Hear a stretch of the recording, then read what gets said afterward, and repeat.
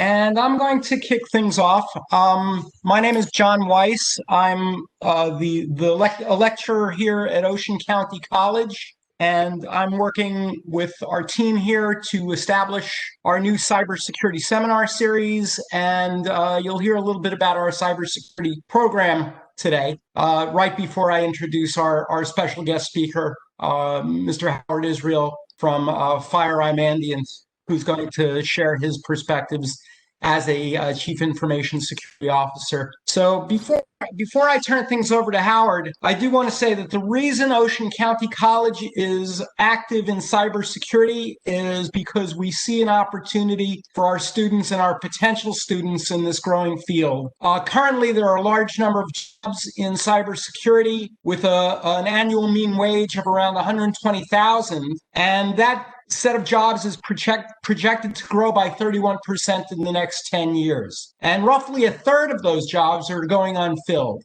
So we want to make sure that we're preparing our students to address those unfilled jobs and this large opportunity to command these very excellent salaries. And as you can see here, the chairman of the committee on subcommittee on research and technology has said that there need to be alternative career paths to fill these positions versus the traditional four-year programs that exist today. So that's why you're hearing about cybersecurity and why you're hearing about it at Ocean County College. And to cultivate the excitement in this area, we've established this cybersecurity seminar series. And our inaugural speaker, I'm pleased to introduce a friend of mine for 35 years, Mr. Howard Israel. And Howard has served in various positions in government, in enterprise, and now as part of a consulting organization that delivers information security officer services across a very diverse customer base. So Howard has lots of experience in this area and lots of insights to share. And without further ado, I'm going to turn it over to him. So thank you very much for attending, and I will now turn things over to Howard. Hello, everybody. First of all, a shout out to John. I'd like to thank you for inviting me to speak to everybody on information security. It's been my passion for my entire career, and I do enjoy it very much, and it is honestly a lot of fun. Full disclosure, John and I do go back quite a number of years where we were office mates, and actually at one point I worked for John for quite a while back in AT&T Bell Labs. So long relationship, many years gone by. And I'm sure there's many more. So let me hit the agenda for you. Basically, what I'm going to do is give a little bit of background on my company and myself, talk a little bit about some information security observations I've had, then focus in on some CISO observations and things I've learned over many years, hit a few cybersecurity pitfalls, and then discuss some final takeaways and obviously answer any questions that have not been brought up already. So background on my company, FireEye, if you know nothing about it, we're over 3,000 people strong. All we do is cybersecurity, information security. We have different divisions on threat intel. We do managed defense services for our customers. We have a large consulting division, which I'm a part of, and we do verification, like security verification services. So, the good part about working for a company that's focused on cybersecurity is you don't have to explain it to anybody. Everybody gets it. They all understand what the threats are and how difficult this industry is to maneuver and all the bad actors and things like that. One of the things we're very well known for doing is responding to cybersecurity incidents on behalf of our customers, intrusions, data breaches, things like that. We get involved in many of these, and we do this globally for our customers. So it's really a big thing. Our CEO actually started this because he had issues trying to get the attention of the FBI to help him out on a cybersecurity incident that he was dealing with. And he realized that there was a gap because the FBI wouldn't, and this goes back many years, by the way, the FBI wouldn't help him out because it wasn't, a critical infrastructure that he was having a problem with and having this investigation. And it wasn't worth over $1 million in terms of potential loss. So they were like, I'm sorry, we can't help you. We can't give you the resources. And again, that was many years ago. And now my company has really stepped into this role and become like the 911 of cybersecurity. So my background is very technical. I have a BS and MS in computer science, And back then, it wasn't cybersecurity. It was called like data security. I've authored or co-authored multiple papers on information security. I've reviewed several books on it. I've worked both on the product side and the enterprise protection side. And let me just clarify and explain that for a second. Most people consider cybersecurity an enterprise issue in terms of protecting the enterprise, protecting the company, protecting the network, and things like that. But there's a whole product side to this industry as well. And that is either working on products that are specifically focused on information security and cybersecurity and protection. And you can think of antivirus or a firewall as in that space, or service as well.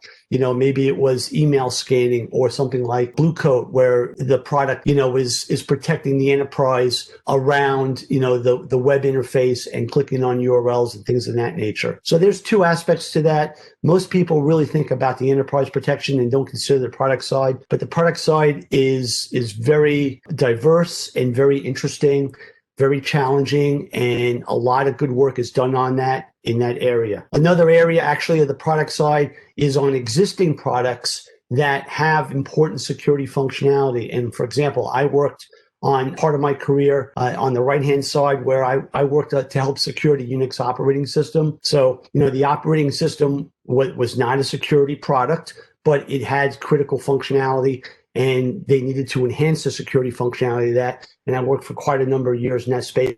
Actually, I did some work with John in that space as well. So my work experience, my first job was information security at NSA. And what I did for 5 years was evaluate the security of commercially available operating systems. Worked at AT&T Bell Labs, AT&T for 11 years. My big claim to fame there, which nobody knows except for me and John and maybe a handful of other people, was we developed the first host-based intrusion detection system. And that was for a secure version of Unix that we developed at Bell Labs. And that was kind of cool because we didn't even call it an intrusion detection system because we developed this before that industry or that phrase was even, coined. So that goes back actually to the early 1990s. I was also security director at AT&T WorldNet, which was a big player in the ISP space back in the day. After that, I worked in the CTO office at Lucent, focusing on product security. So Lucent had hundreds of products that we sold to our customers, and they were service provider, in the telecom space, as well as enterprise customers. The regular businesses that had PBXs or voice over IP or voicemail systems or switching systems. And we had to secure those systems. We had to make sure they were secure. So I worked in the CTO office, working with all the product owners across the business to advise them on improving their security. That continued on when Avaya split off of Lucent, and I went to Avaya, and I was a security strategist in the service area there. At the time I went to Avaya had something like 25,000 employees, and we had basically about 60 people that worked across the entire company that focused on various parts of security. For a short time, I was an independent consultant to Johnson & Johnson doing security work for their headquarters area. And then I spent 11 years at Fidessa as a regional head of information security, responsible for security from Canada down to Brazil. And that's all aspects. And that's a very interesting situation because this company was a fairly small company, only about 1,800 people globally. But we processed $20 trillion worth of trades for our customers in the broker-dealer space globally per year by the time I left just a few years ago. And that's pretty big time, $20 trillion. That's a big number. And we focused on customers that were from the biggest names in the broker-dealer business to mom and pop shops, which had 10 employees and maybe 3 traders. And that was an environment where we processed the trades for our customers that went out to exchanges globally, over 200 exchanges, public exchanges, as well as private exchanges, in the dark space there. And now I've been a virtual CISO at FireEye for the last 3 years, where I consult to our customers, and I will step in and be their virtual CISO for maybe as a temporary basis for a few months, maybe up to a year or more, or I'll assist them and provide CISO advisory services for their CISO, for their existing program, just to help advance and help them in improving their program, step up their game. So some information security observations I've had over the years. So back in the day, we called it data security. Then it evolved to computer security, and then it went to internet and web security, and so on and so on. And then today, actually, we're moving more towards risk management. And I think actually risk management is a more appropriate term rather than security. I see a lot of the cybersecurity or information security groups being put under risk management umbrellas, under maybe a chief risk officer. This is more prevalent in the financial space, where they have fairly large risk organizations that focus on risk outside of operational risk, which is what cybersecurity falls under. And I think we'll see this actually to continue, and the evolution, name change evolution, continue to move towards risk management. And I'll explain a little bit more about that in some future slides. Cybersecurity has grown from just basically one name and one thing to many other special things like network security, internet security, mobile device security. And these are all subspecialties. Cryptography, well known back in the day. Cryptography was well known and well advanced even before network security or data security became a thing. It's interesting that, and I worked with a lot of cyber and crypto people when I worked at NSA. And back in that day, their view was, well, if the problem is security, then the solution is encryption. And that's all they knew, because that was their life, and they understood that solved all their problems. But that's really not the situation. There's many more tools in the cybersecurity toolbox, or the risk management toolbox that we have, that go way beyond encryption. And you have to look at the bigger picture on that. So one thing I've definitely learned and continue to try to promote to everybody, that you can't be experts in everything. Nobody can be experts in everything.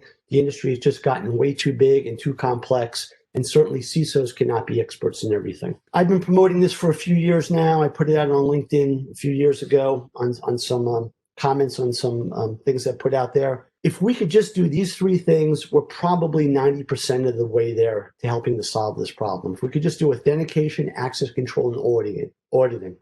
I call it AAA.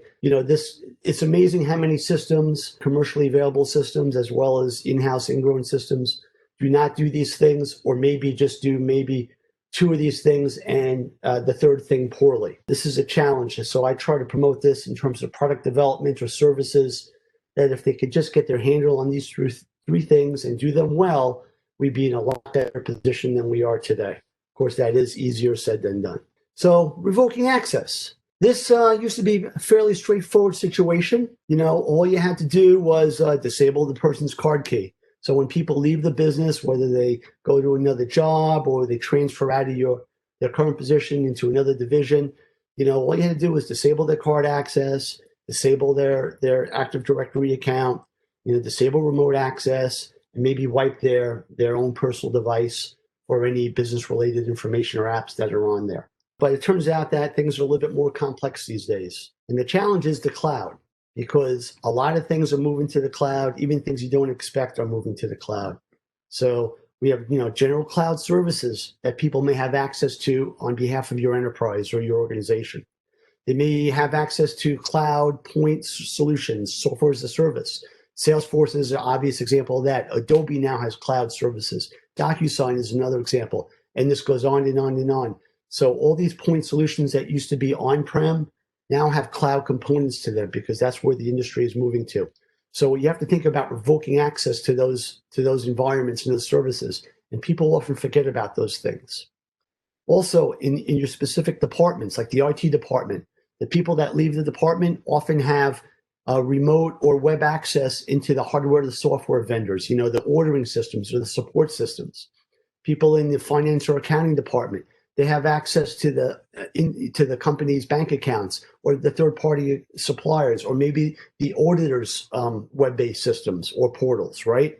HR, all the stuff in HR is typically outsourced to third parties. 401k, life insurance, these are all accessible via portals. When those people leave the organization, you have to make sure you revoke their access to those portals, because these outside companies, they do not know that these people are leaving your organization. So you have to have a full accounting and listing of all these software as a service providers, these cloud service providers, to make sure you revoke their access.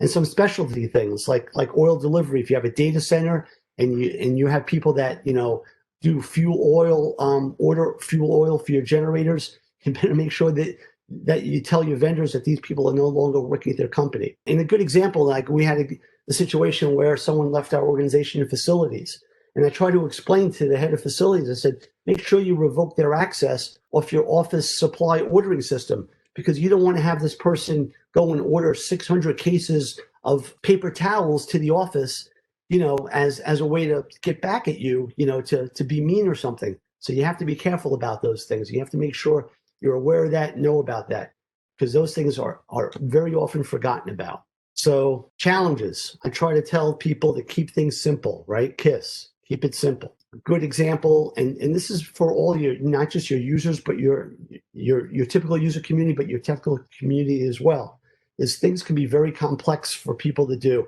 And we do this by accident. We don't think about it, and we make it unnecessarily hard and difficult, and it just makes people mad, makes your users mad, frustrates them, and runs into problems and calls your desktop support team for help. I actually had this situation myself just the other day, and I went to change my password, and sure enough, I see this on websites quite often as well. There's actually 10 rules that they put in place for you to change your password, and I'll show them on the next slide. Things like you can't reuse your last 5 passwords. I've seen situations where that's not explained to the user, so they don't tell the user the rule, but they enforce the rule anyway. And that's not right, okay? So, and we also have things that I think are just plain silly. This is very common on websites where you change your password, and the very next thing you need to do is log in. I don't understand why that is. You just authenticated to the site or the system. You just change your password. The system knows who you are, but yet you're not logged in. Why that is, I don't understand what the designers are thinking of. I just screenshotted this from a password change I just did the other day. 10 rules in terms of changing a password that the user has to follow. I think it's unnecessarily complex. It doesn't have to be that way. We need to do better at making things easier for the users, so it's easier for them to comply and they're happy to do so. Most times I find users are very willing to do the right thing, but we do have to make it easy for them. That's one of our challenges to do. What prevalent things to do today, more popular things to do, is to create a SOC. And why that is what is known as a security operations center. Now, I hear people talking about the CISOs want to create SOCs, or they're creating a SOC, or they're building a SOC. But you have to understand, you need to first have a NOC, right? First, you need to have a network operations center where you understand your environment, your network, your applications, and you have people who are monitoring them and responding to alerts. Once you have that, then you can build a SOC, because many things that your SOC is going to do will rely upon what your NOC is already doing. So you'll need that NOC already. So don't put the cart before the horse. This is something I see occurring sometimes, because people have a tendency to grab on the latest idea and want to go build cool things, and a SOC is a cool thing to build. So security technology, they're cool, they're interesting, they're fun. People get really wrapped up in the technology and the tools. So I'm a big believer in using technology and building the tools, whether it's building in-house tools or taking advantage of outside third-party tools. And a good example of that, for example, is Nessus, which does, network scanning. Where would we be without that tool? Where would we be without a patch management tool, or a SIEM, right? Our work would be so much harder. So I'm definitely a believer in investing in tools and try to get the best in breed tools whenever possible, or when possible, if you need something specialized, have your team develop those tools in-house. That's a worthwhile investment to make.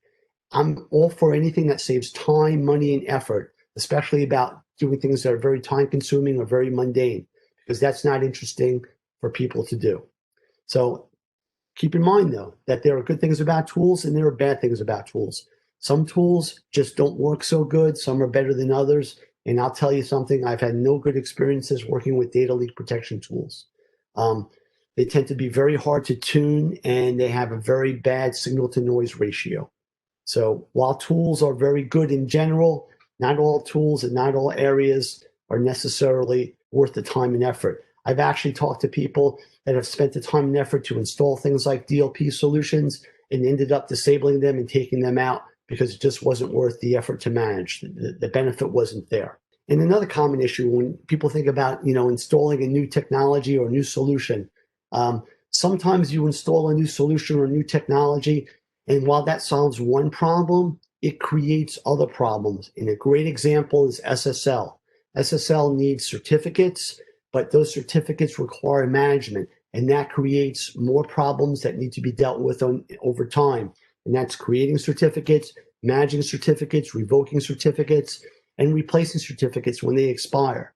You have to understand when you deploy an SSL solution that involves other work down the road, that potentially may create issues. And I've seen situations where people are lax about maintaining their keys, and certificates have expired and caused downtime on systems. And that's very unfortunate because it's not necessary. But you have to understand when you pick up a new technology and deploy it, that comes with work and management down the road. And those are things you have to try to foresee because these things don't come for free.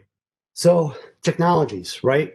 Firewalls, they are great. They have a lot of advantages. They do solve a particular situation, but they can be problematic.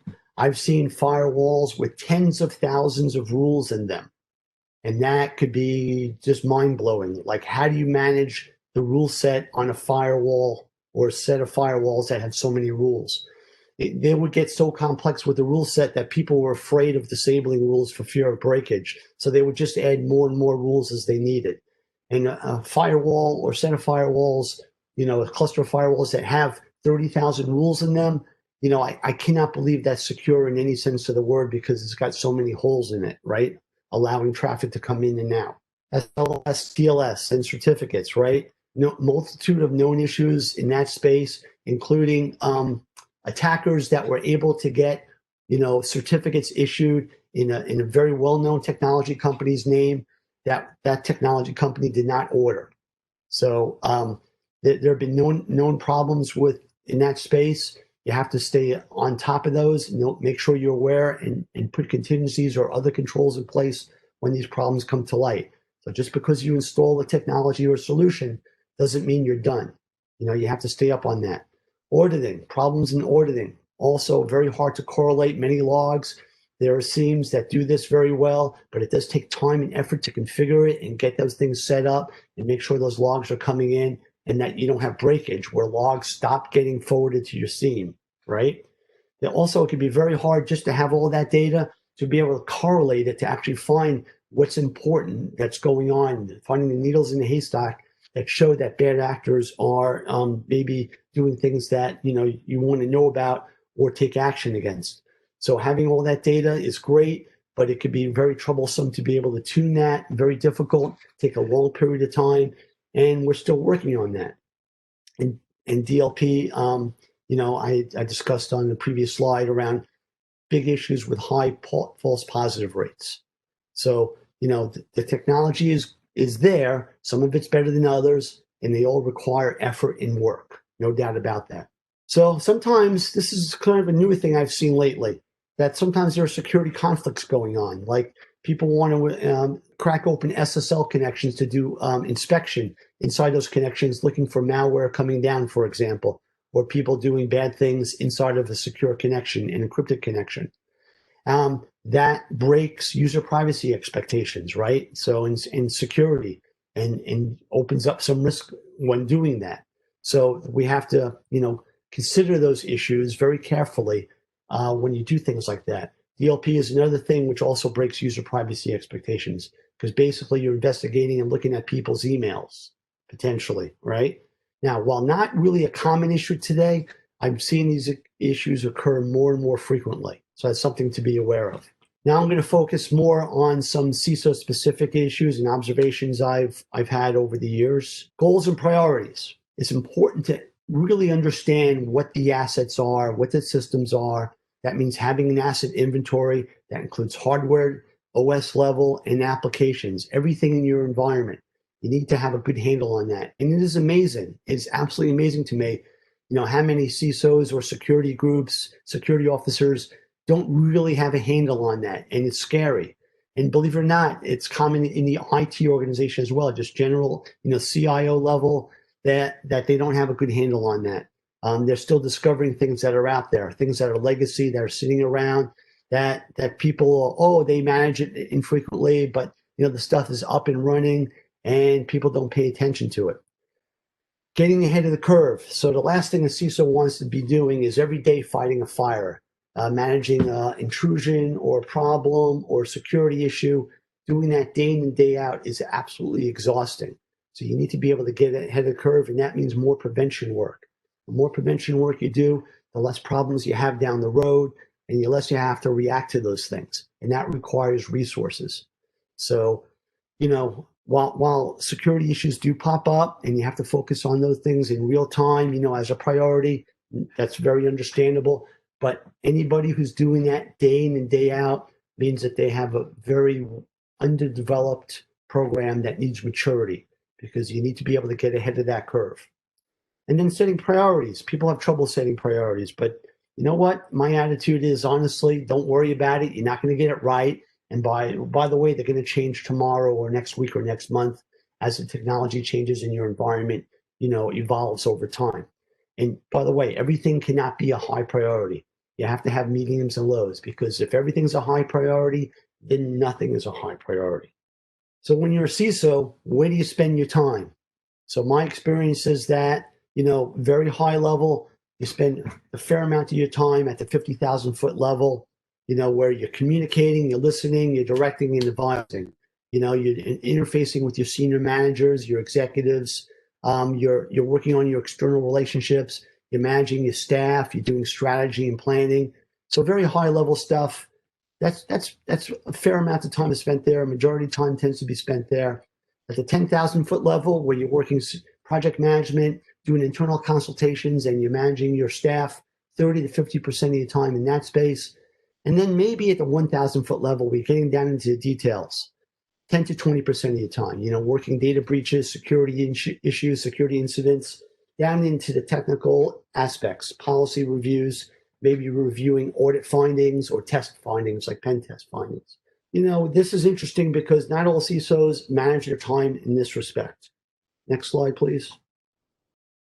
So I call this kind of working like a peregrine falcon, where you're kind of at the high level the majority of your time, but you need to go down at the low level and dig into the details as necessary, basically on demand, right? And you should not be doing things like the CISO should not be doing pen testing, should not be doing security administration, should not be writing policies or reviewing audit logs or DLP alerts or reversing malware, And I'll be honest with you, I've seen CISOs where they won't let that stuff go. They grew up in that space, they love the technical aspects, and they refuse to let go of that, and they're constantly down in those weeds when they really should not be that much of their time down there.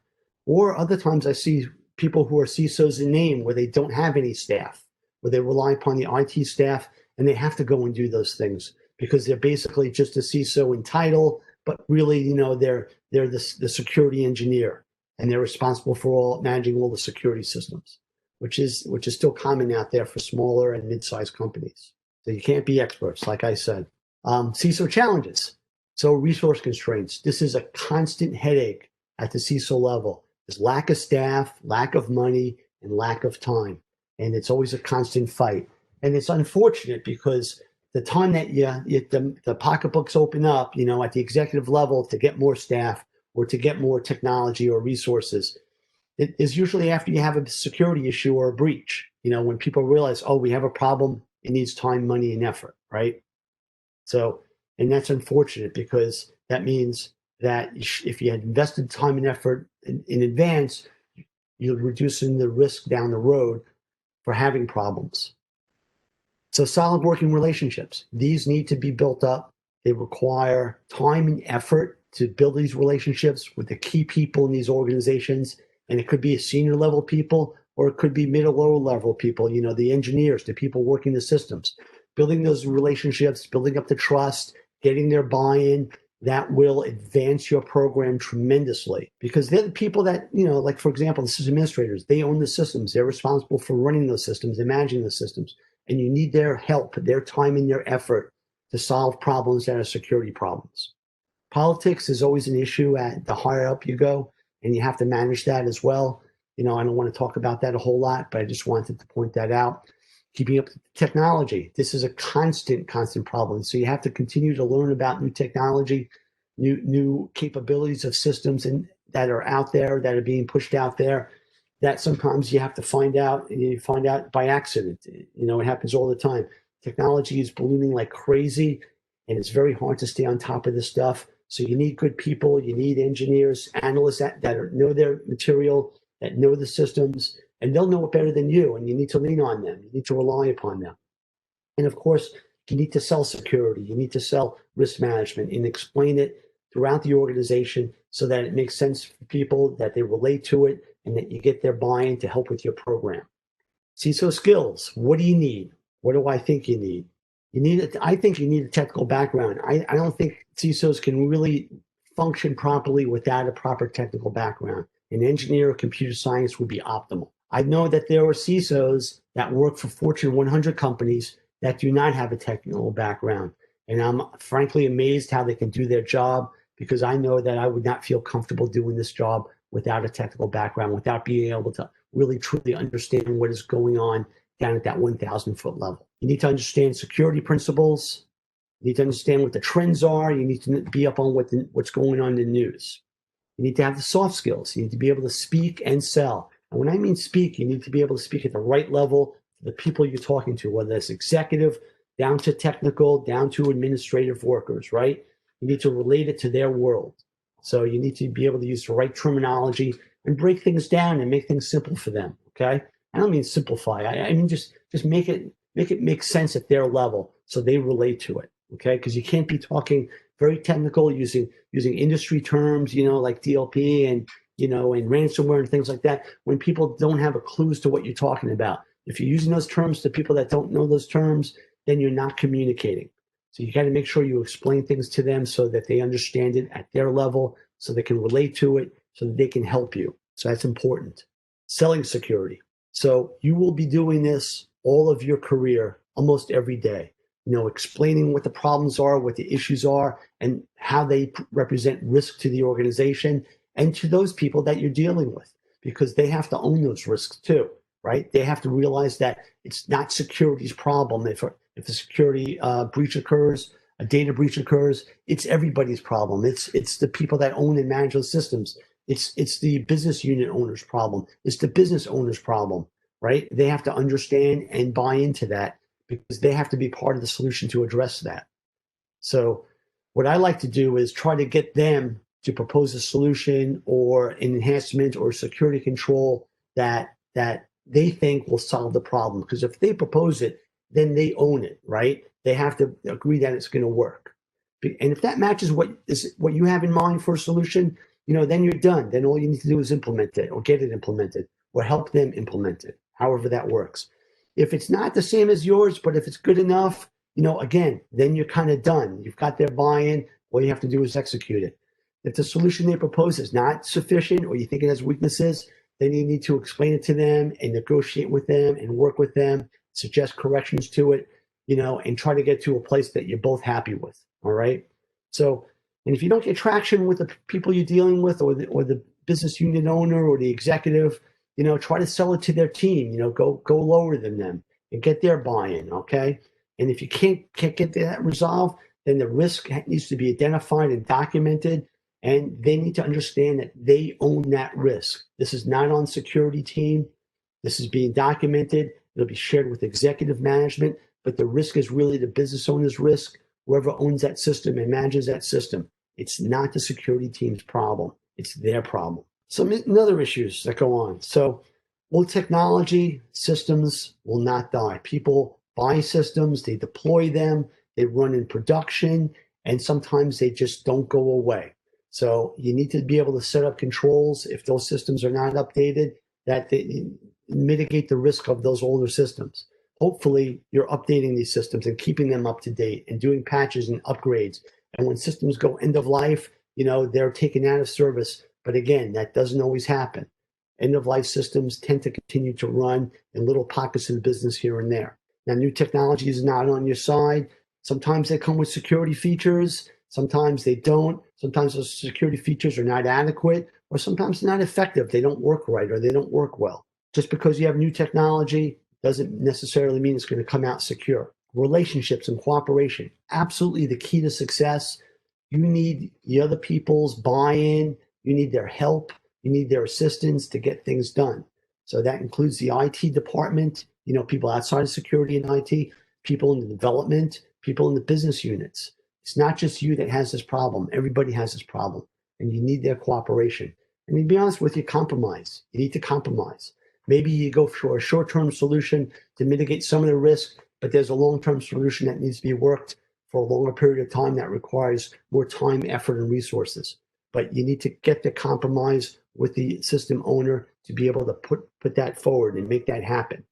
Now, I said this a few times because it really is around managing risk, because nothing's going to be 100% secure all of the time. So the challenge is understanding what is the exposure in the system or the technology, or the application. Are the proper controls in place? Do you have enough controls? Do they need to be tightened? Do you need additional controls? And then fundamentally, how much risk are managers willing to take, as well as you, right? And this is a soft call. This is where your knowledge and experience come into play to understand about whether this is okay or this is not okay. Yeah, I'll accept this level of risk or I won't. And being up on the latest, intrusions, things that are happening, exposures that are out there, that helps to be able to make that risk call. Everything is okay, until everything is not okay, because it really is about not cybersecurity, but about managing risk. Now I'm going to discuss a few major cybersecurity fail points, so problems that we have in our industry. System designers and implementers, they often have security capabilities or functions in their products that are not enabled by default or not turned on, or they are enabled, but they don't pick a reasonable default. And a great example is opportunistic TLS in email servers versus required TLS. And in most email servers or systems, TLS is not enabled at all. And it would be perfectly acceptable to enable opportunistic TLS, which provides encryption between email servers. So when those servers are talking to each other to send an email, that email or the emails that are being transferred between the servers would be encrypted using TLS. All it requires is a certificate to be installed, which is often self-signed, and that's usually acceptable, and that this feature is enabled. Very simple things to do. Honestly, this could be done in any system in under 1 hour very easily. I actually worked at a company where I had recently came into the organization. I just read about, opportunistic TLS being out there in some trade magazine. I'm like, this is great. This is simple. This is easy. We can secure our email that goes out over the internet to our providers and our customers. All the email will try to be secured with TLS. And by the way, opportunistic TLS means if I can't negotiate a secure connection, fine, send the email anyway. So it won't stop the email from going out. It could go out in clear text, but it'll try to encrypt it whenever possible.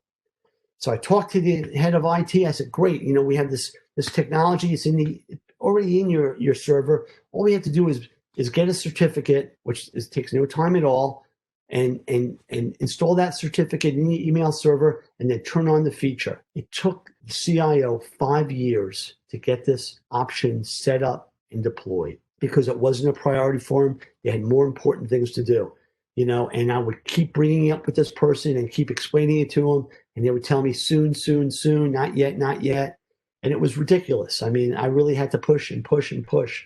But it took them 5 years to get it up and going, which was just crazy, right? And for something that really takes no time at all and gets you an easy security win. System admins, they are experts in the systems that they manage, but they don't necessarily turn on the security features that are in the systems that they manage. And they acknowledge security is important, but it never becomes a priority. You have to encourage them, you have to sell them, you have to make it a priority in their world and make sure that they understand that they're responsible for their systems, including the security in their systems, right? And they may need security training, that has to occur. Some people don't have confidence in it, but you have to work through that and negotiate with them and try to get them, for example, to agree upon a baseline security configuration. And there are baseline security configurations that are recommended by the vendors that put out systems, sometimes by third parties like NSA puts them out, and also CIS, the Center for Internet Security. They put out sample security configurations out there. So they're published out there, They're easy to get your hands on, and they can start as a baseline for your organization to build their baseline security configuration, maybe for firewalls, maybe for switches or routers, and also for servers and endpoints. So designers, as well as administrators, need to be accountable for their failures. Yeah, by the way, this was a problem 30 years ago. This is still a problem today. Secure programming, defensive programming. So building programs that not just work, but work securely. So they're hard to break. They're hard for intruders to take advantage or break into. Common problem is input validation, parameter validation. This continues to be a problem today. Resource management and error handling. So, now I'm talking about, the system managing the resources well and be able to handle errors, doing proper error handling, using good debugging techniques, using good testing technologies, using the tools, right? And this requires a change in mindset, right? From the developer, from just trying to get it to work to another kind of mental change, which is preventing it from failing, which is a little bit harder from just getting it to work. This was a problem 30 years ago. This is still a problem today. So this is a little interesting. So back in the day when I first started, software errors, bugs in programs that were considered exploitable by an attacker was actually fairly small as a percentage to all software errors. I got to say it was probably less than 5%. Today, not so much. Now it's much more. People are learning how to exploit errors in software and systems to a higher degree than they were years ago, to actually take advantage of it and use it as a mechanism to break into a system. This is something that's very interesting. The attackers are getting much more sophisticated, and it's tough to keep up with them. They're doing a great job, honestly. It's getting harder and harder. There's smart people out there. It's a third fail point I want to talk about, is not replacing end-of-life systems and not deploying security patches in a timely manner. So this includes hardware systems as well as software, the applications that run on them. This was a problem 30 years ago, and this is still a problem today. Old systems tend not to die. So futures. Next slide, please. I think this is a pretty exciting place to be. There is certainly a lot to do. There's a lot of challenges. This is an interesting space, and it's hard. I mean, this is a difficult space to work in. It's technology challenging, and it has, other challenges just from trying to get things done. The adversary, attackers, they're smart people out there. There are people that attack systems for a living, that is their job. They go there and that's all they do. And by the way, they're very persistent. And I'll give you an example. I put a footnote in there about a very interesting podcast. I recommend everyone listen to it. It's about how somebody just wouldn't give up, about taking advantage of somebody's PII and constantly getting credit and taking over their accounts and doing all sorts of things, and how the scammer was just relentless and really just would not stop constantly taking over the accounts and getting credit in one victim's name over many, many months. And the victim was doing all the right things. So I highly recommend, if you have an opportunity to listen to this podcast, it's very, very interesting and just shows how persistent these attackers are. Now, granted, it's not about cybersecurity. It's more about scammers and attackers, but the concept is there. There are very, very persistent people out there. Lots of challenges in this space, lots of unsolved problems. It's intellectually stimulating. Let me talk about a few. We have a lot of time, so I'm going to talk about a few, quote unquote, situations that occurred in my past. These are real life things that occurred, just to shed a little light and describe these real life situations. I think they're somewhat interesting. I had a situation where the FBI calls, and they're telling me that one of my users is suspected of doing something illegal. This happens every day in the real world. So now you have a situation where, now what? Do I work with the FBI? Do I protect my user? What do I need to do? Well, the answer is actually, the first thing you do is you call your legal department and get their advice, because they will help walk you through the situation. Obviously, you need to notify your executive management about it, make them aware, because this potentially impacts your public interface, the people that manage PR, public relations. They probably need to get involved in this thing. You need to potentially notify customers or employees as appropriate, depending upon what the situation is, and maybe even third parties. You need to figure out how to engage with the FBI, and your legal team will help you walk you through that. But this could happen any given day in the CISO's world. Howard. Just Yeah. for a moment. Carolyn Showalter has a question for you in the chat window. She says, Okay. you mentioned out-of-date certificates. Will you please talk about the lifelong learning that needs to take place in the cybersecurity career area? So not only renewing certificates, but renewing knowledge and education for cybersecurity. So education is a constant because the technology and the environment is constantly changing.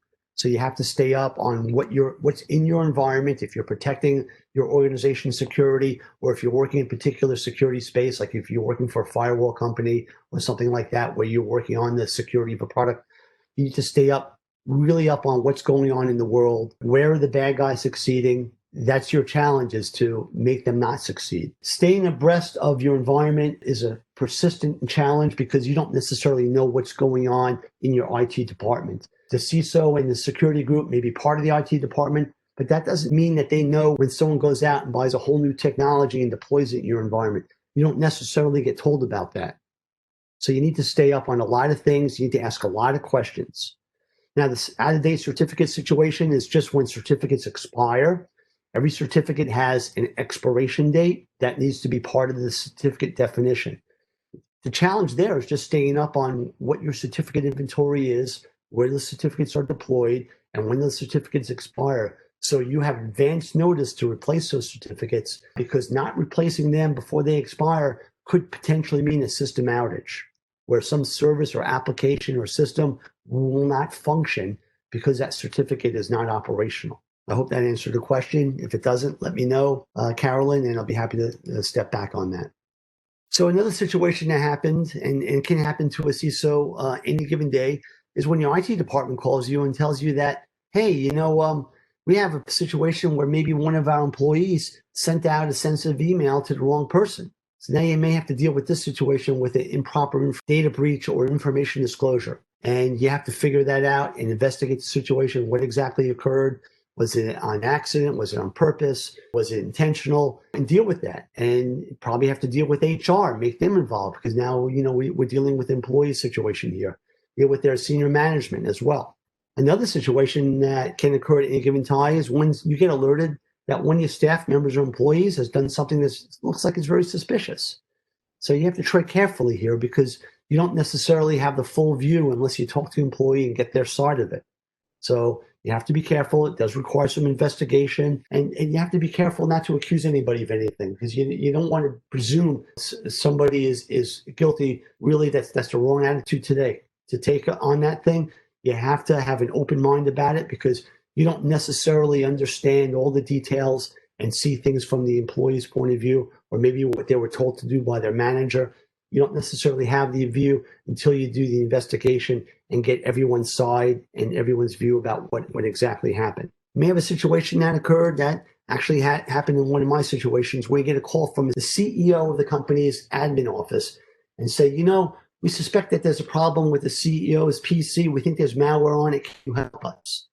Well, what do you do in that situation is you get right on that. You get the key people on the team, the best people that handle endpoints, and get them to work that issue, because you don't want to have that CEO's PC compromised, their laptop or their device. You make sure that gets investigated very thoroughly and clearly.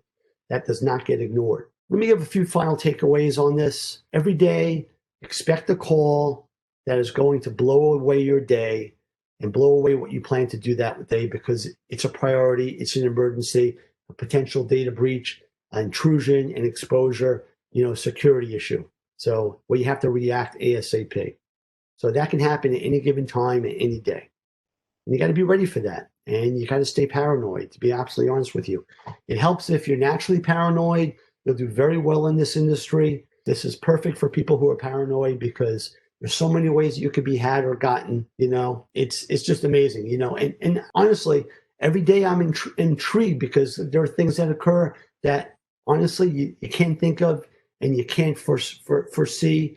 And when you find out about it, it just blows your mind about, wow, that was really an interesting problem. So this is a good industry for people who are paranoid. Let me open up to any questions. From Ken, what was the worst breach you had to deal with?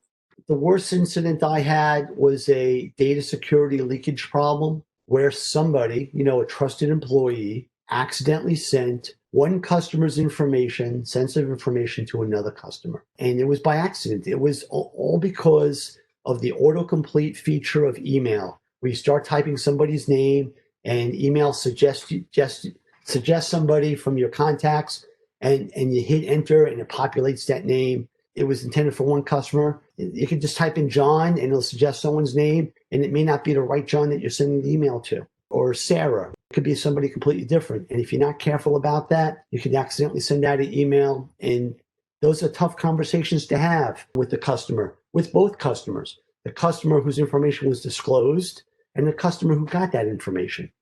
Asking them to delete the information, letting them know that's very sensitive, and talking to potentially their legal team or their executives about it, and explaining to the customer whose information was breached completely by accident. No malfeasance. It was just an accident. Those things happen. They probably happen more often than you realize, because those do not necessarily get reported.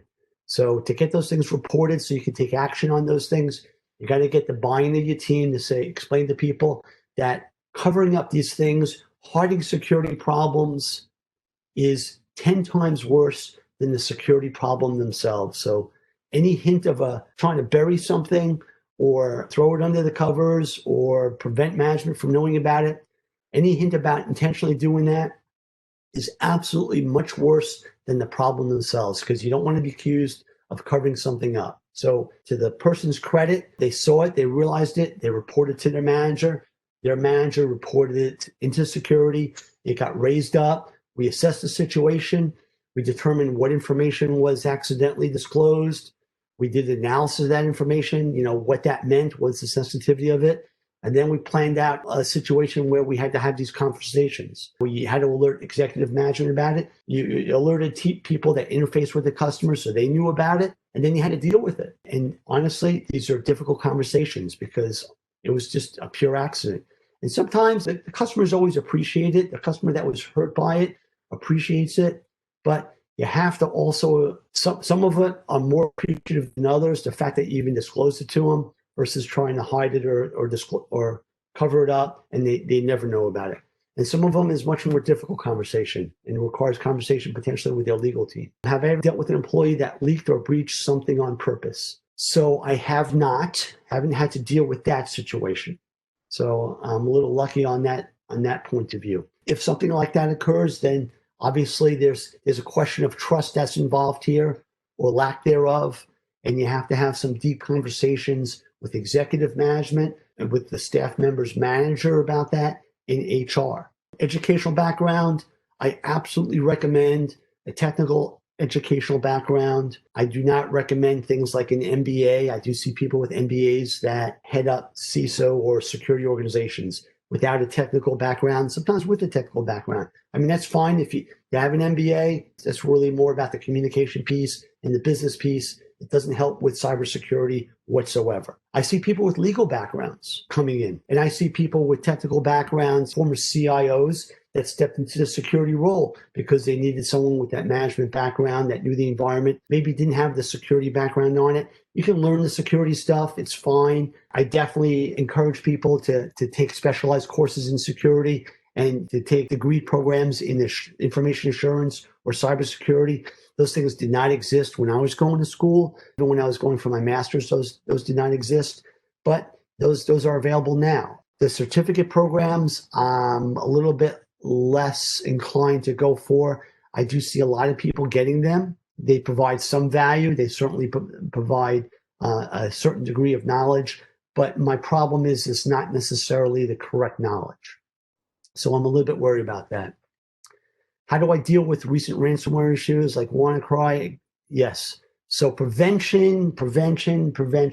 If you could prevent these things from invading your environment, you're way ahead of the game, because it's much easier to do that than to have to react to these issues and deal with it after the fact. Now, every type of ransomware that's out there, has different potential solutions to it. Some of them are easy to deal with, and others are much, much harder or impossible to deal with. And every situation is different. I'm not an expert on ransomware mitigation techniques, so I would bring in some expertise, people with specialized knowledge on that, to be able to assist and deal with those types of issues.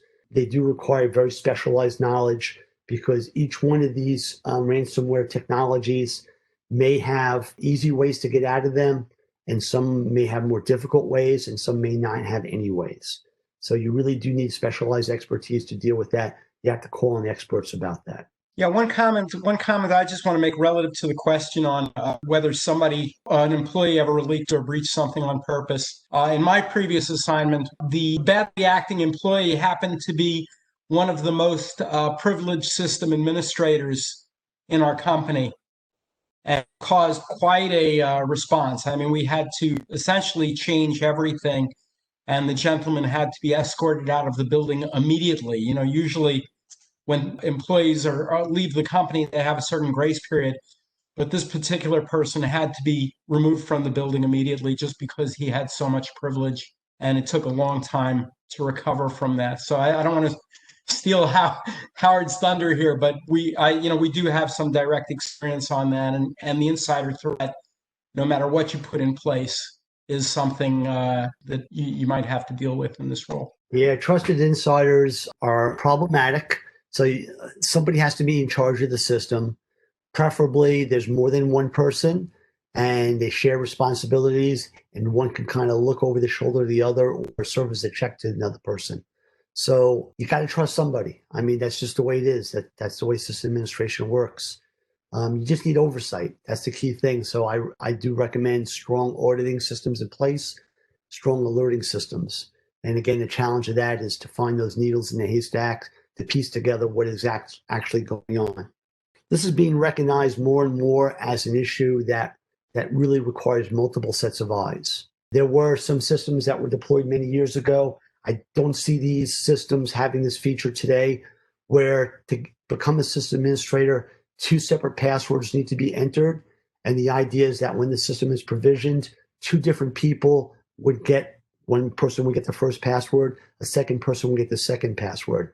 And the idea being that both people would be present after the authentication succeeds, both passwords are entered correctly, they would both stay present until the session was logged out, so that it would always require 2 sets of eyes. So essentially like missile silo, right? Requires 2 people to turn the key. I've seen that feature in some systems many, many years ago.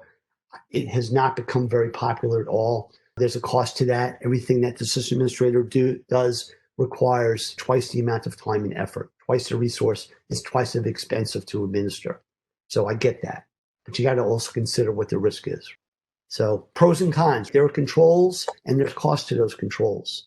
So again, what's it come down to? What I say, what was my theme? My theme is risk management. How do we manage that risk? Because we can't necessarily have 100% protections on it. So it's really about managing the risk.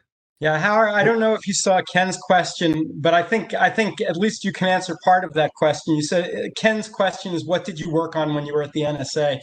I think you can tell him about the National Computer Security Center anyway. Sure. Actually, it's easy for me. I worked in a very public part of the organization where we work with computing system vendors. So the regular people that sold operating systems and hardware and software. So, the big ones, IBM, Unisys at the time, DEC System, Digital Equipment Corporation, Microsoft. And we work with them to evaluate their operating systems against a government standard, which at that time was called the Orange Book and eventually became the Common Criteria, which was a specification around security functionality and features and assurances that needed to be built with those systems to have some assurance that these systems were more secure. And we published reports, and I actually authored several reports under NSA's name that were published out in the world that talked about the security and rated the security of these systems. So all the work that I did actually was fairly public and published. We did basically free consulting to the computer industry. We advised them and provided consultations to them about what to do to make their systems more secure. And it was our way of improving what was available, generally available in terms of systems that needed security functionality in them. At that point, it was just operating systems, but at some point it did expand to databases and networking devices as well. But that was kind of after I left. That's why we were fortunate at Bell Labs when we were building secure systems to have Howie join us, because, Howie had been on the evaluation side. So, his experience there was invaluable to us in getting our product certified or evaluated through the National Computer Security Center there. So Howie was the right person at the right time for our activities as well. So I see Eric's question about degree in cybersec, if you don't have that other degree. So the certification path is a path to getting a career there. What I do encourage is lots of experience, because I think the experience is much more valuable than the actual certification. So if you get one or two key certifications, that can get you in the door, but it's really about having the knowledge and understanding about the environment or about specific techniques or tools, like being an expert on firewall management, being an expert on the security incident and event management tool, like Splunk or something like that, becoming the go-to person, being an expert on network security, gaining that knowledge and expertise, having really hands-on experience goes a long way, because that is really what's valued. The certs, I'm not a big believer in them. Other people do. But again, my belief is that they will certainly get you in the door. A lot of jobs do say this cert is required, or multiple certs, or one of multiple certs is required. It'll absolutely get you in the door. They're not hard to get. I've seen people say that they studied for a few weeks full-time on it, took the test, and passed. A little commercial message here for our OCC students. We've got a curriculum that we've defined for OCC that gives you 4 alternative paths to get you into this area. So if anybody is interested in that, we can give you information on that, and we can set that as an additional seminar. We actually had a mini seminar before this whole process, before we got the process in place to have these cybersecurity seminars. But we could do a repeat of that seminar for anybody who's interested. And I'll add that as a question to our poll as to whether you'd like to get more information about the curriculum paths that we've defined for cybersecurity. Yeah, I see Eric's comment about the old conundrum without no job experience, no job without experience, vice versa. Yeah, I know. It seems ridiculous. I saw something put something out on LinkedIn recently, and I forget what technology this person posted about, but it said something like 6 years experience in this particular technology. And the person who posted it out there says, gee, I wouldn't qualify for this job because when I created this technology 4 years ago, I would only have 4 years experience. So people are posting jobs out there that don't have any understanding about what the technology environment is, or even how old some technologies are, where they required more years of experience in the technology than the technology actually existed. Clearly ridiculous. Makes no sense. And that's the kind of nonsensical things you see out there. So I'll give you an honest answer here. A common path into security is to do things like work in desktop support or IT support, and to move over into the security space, doing things like security administration, becoming a security engineer. And at that point, I do see a lot of people take that path. And it is a good way in, because it does give you the technical base and knowledge, has the experience working on systems, and understands not just the security issues, but the operational issues of those systems, like working as a server administrator, for example, just doing general server administration. And then obviously there's a lot of security issues with servers, a lot of security functionality, a lot of options, and that takes expertise and knowledge to be able to set those properly based upon your risk environment. So investing the time and effort to learn the details of that, you can become, a security engineer and move over to the networking side. So there are lots of paths into it. It does take absolutely time and effort, no doubt about it. When I started in this industry, honestly, 38 years ago, you go to a conference and maybe there would be 800 or 1,000 people at a security conference. And these were virtually everybody in the country that was doing it. There weren't a lot of people that weren't attending these conferences that were involved in doing security. These days, you go to RSA and you hear about 30, 40,000 people. Like, it's insane. And that's only a fraction of people that are working in this industry. So the amount of people working in this industry has just exploded, certainly since the internet and the web became a thing in the last 20, 25 years. That's when it really, really took off. Before that, yeah, it grew, but not like it did in the last 20, 25 years. So there is lots of opportunities out there. I just encourage people to keep plugging away. Okay, we have a question from Brenna Howard. She says, what are a few things people can do at home if they do have a virus or breach on their computer to contain or fix it? So clearly one needs to be running antivirus software. Any of the free ones out there are generally pretty good. Some are just better than others in some areas, but not necessarily others.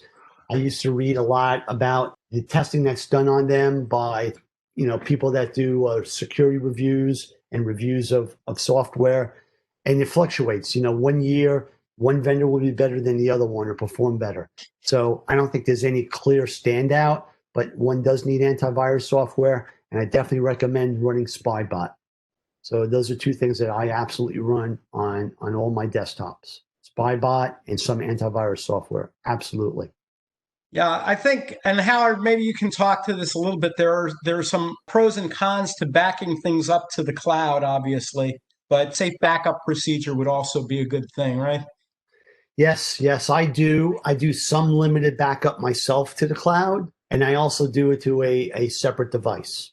I do it to an external hard drive as well. So fortunately, I don't have a lot of things that I consider critical for my world on my personal devices. Only really a handful of things, and it's very easy to copy off and back up. So I do encourage that. The cloud, again, yes, pros and cons. You put it up there, sure, it's safe and in the cloud, but is it really safe? And who's looking at that stuff? How's it protected inside the cloud? What do you know what's going on up there? You're kind of trusting a cloud service provider, right? If you guys have really important stuff, put it on a flash drive and keep it offline, I would think. But Yeah, that's just my advice to you. yeah, absolutely. And refresh that often. Like I said on one of my slides earlier, like just because you have one solution that solves a particular problem and you implement it, like cloud backup, that potentially opens up other problem. You got to be wary about that situation occurring. All right. Do we have any other questions? Anything else? Last call. Last call, John. It is last call on the questions. We're going once, going twice. All right. So, hey, I want to take this opportunity to thank Howard very much. He was an excellent inaugural speaker for our seminar series. I also want to take the opportunity to make sure you all know that we have another speaker coming in exactly 2 weeks from today, and that is Dr. Cheryl Cooper, who will talk about the threat environment and what she's seen. She works for a major service provider in their security office, a wireless service provider, T-Mobile. And she has a very unique perspective, complements very well what Howie spoke about today, and really shows that cybersecurity careers are really for everybody. Whether you're one of our male students, one of our female students, there are opportunities here galore. So I'll thank Howie again for an excellent talk and for making your time available. I really appreciate it, and I hope everybody got a lot out of it. Yeah, I hope everyone did. I certainly do enjoy doing these things. It's fun for me to think about this thing, looking back and trying to summarize things I've learned over the years. I actually did a version of this talk a couple of years ago for the professional community, for the security community out there, and it was fun to actually go back to that, look at that, and update that for you all, and refine things and add some new things to it, and kind of keep it up to date. So with that, we'll wrap up this session. Thank you very much. And just a reminder about our November 13th session. The details are on the OCC News and Information webpage. And thanks again for attending. And special thanks to Howard Israel, who did an awesome job. And I'm very glad that we were able to bring him in today. So thanks very much, everybody. Thank you.